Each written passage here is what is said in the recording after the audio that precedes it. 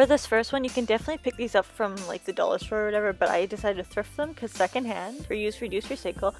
Essentially all I really need is going to be like Hot Wheels in the shape of a truck or kind of just a car type of Jeep-ish thing. So I picked this one. If you do get it from the thrift store, you generally get about 3, 4, 5 all in one go for about $1 to $2. Or if you're going to buy it at the dollar store, obviously it's going to be $1, $1.25. Depending on the size of yours, you need a tree. And if you aren't wanting to spend the money to go out and buy some, you can definitely just go outside and grab some off a pine tree because these are what it's going to act as.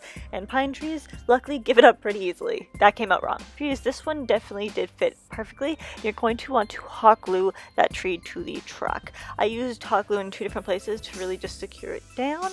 And then after that, I'm using twine, which is going to be biodegradable. And I'm using a little bit of that to tie this all together. And by tying it all together, it makes it look like you were towing an actual tree, but it also gives it that added security, especially with the hot glue. There's a lot of hot glue during this one. And then tying it in a knot on the top, I double knotted it just to be sure that it was good to go. And also because you obviously are going to double knot a tree to your vehicle for security. Obviously adding a little bit more twine if you do want to hang these because it is an ornament, guys. So adding a little bit of twine through the windows. If yours doesn't have windows, you can definitely do this under the car just like we did with the first one. But that is it, and it's time to hang it.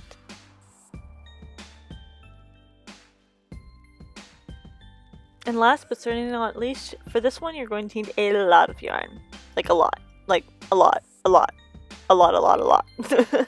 So for this, I'm going to be taking it and putting it around my hand quite a few times, around, probably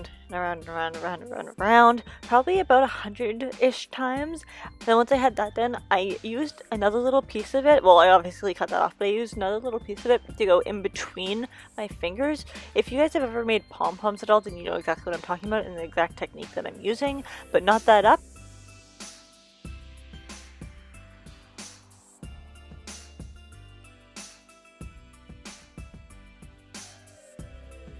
And then take it off your hand and then just chop the complete opposite end, like completely opposite to the knot that has just been made.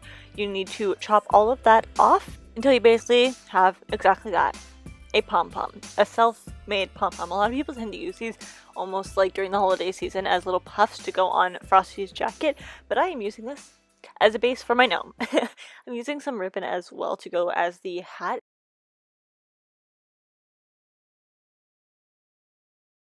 And taking what I find to be the 2 longest pieces of yarn left over, I'm going to be putting that through the hole in the top of the makeshift hat.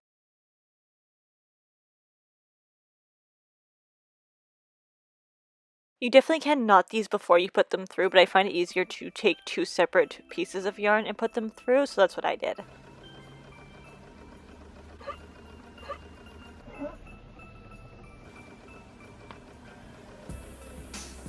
Walk out the door, you see someone that you know and they ask you how you are, and you just have to say that you're fine when you're not really fine, but you just can't get into it because they would never understand. Leaving him like this is definitely optional. You can go through with this, but I wanted to add a little nose onto him, give him a little bit more character, so I just hot glued that on and then hot glued everything down so it stayed a little bit better, again, more security. And then a little white pom-pom to the top of the hat to kind of hide where the seam is. You can make this yourself, but I wanted mine to be a little bit more compressed.